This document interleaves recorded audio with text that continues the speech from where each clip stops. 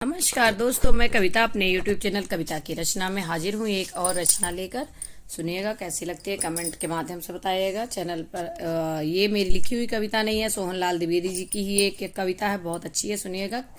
और ये अनुमान लगा के बताइएगा कि किसके ऊपर लिखी गई है, कमेंट में बताइएगा, पूरी सुनिएगा।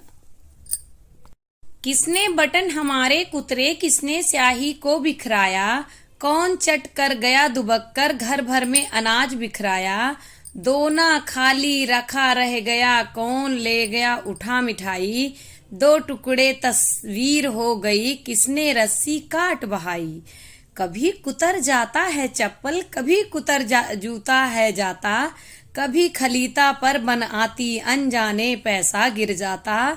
किसने जल्द काट डाली है बिखर गए पोथी के पन्ने, रोज टांगता धो धो कर मैं, कौन उठा ले जाता छन्ने। किसने जिल्द काट डाली है कि बिखर गए पोथी के पन्ने, रोज टांगता धो धो कर मैं, कौन उठा ले जाता छन्ने। कुतर कुतर कर कागज सारे रद्दी से घर को भर जाता, कौन कबाड़ी है जो कूड़ा दुनिया भर का घर भर जाता, कौन कबाड़ी है जो कूड़ा दुनिया भर का घर भर जाता।